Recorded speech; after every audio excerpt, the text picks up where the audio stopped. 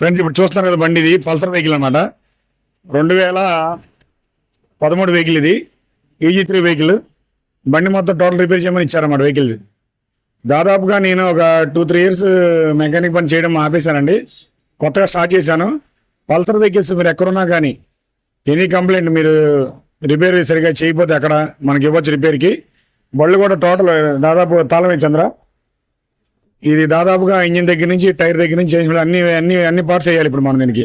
మొత్తం చూసారుగా, బయట చాలా మంది ఇచ్చారంట మెకానిక్ రిపేర్, ఎవరు సరిగ్గా చేయట్లేదండి అని పల్సర్ మనకి ఎత్తుకుంటూ వచ్చారు మన ఫాలోవర్.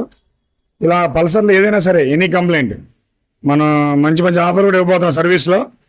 బళ్ళు దాదాపు పల్సర్ దాంట్లో దాదాపు ఒక 20 ఏళ్ళ నుంచి ఎక్స్పీరియన్స్ ఉందండి పల్సర్లో. కాబట్టి Pulsar vehicles any complaint old 2002 నుంచి 2026 వరకు 24 వరకు ఏ బండి అయినా సరే మనం కంప్లైంట్ చేస్తాం.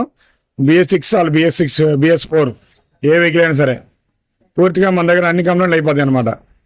ఇది ఇప్పుడు దాదాపు దీని రిపేర్ ఒక 10,000 దాకా అవుతుంది రిపేర్. అయితే బండి రిపేర్ మన కంపెనీ ఇచ్చినట్లయితే దాదాపు 20-25,000 అవుతుంది. మనం పిన్ ఏం చేయాలో పెయింటింగ్ దగ్గర నుంచి ఇంజిన్ పని కానీ ఏదైనా సరే అన్నీ మనం దగ్గరుండి చూసి చేస్తాం అనమాట. ఎందుకంటే చాలామంది బయట మెకానిక్లు హీరో హోండాలు చేస్తారు, లేదంటే 100cc చేస్తారు. కానీ పల్సర్ వెహికల్ చాలామంది భయపడతారు. పల్సర్ వెహికల్ చేయాలంటే కొంచెం భయంగా ఉంటుంది వాళ్ళకి. ఎందుకంటే ఇంజిన్ మొత్తం చాలా డిఫరెంట్గా ఉంటుంది. డబల్ స్పార్క్ ఇంజిన్ ఇది, హెడ్ బోర్ మొత్తం ఇంజిన్ చాలా డిఫరెంట్గా ఉంటుంది అనమాట. రెగ్యులర్గా చేసేవాళ్ళు అయితే కొంచెం ఈజీగా తొందరగా చేస్తారు. అలాగే మనకి ఇది కంప్లైంట్ వచ్చింది, కస్టమర్ మీరే దగ్గరుండి చేయండి అని చెప్పి ఇచ్చారన్నమాట బండి రిపేర్కి.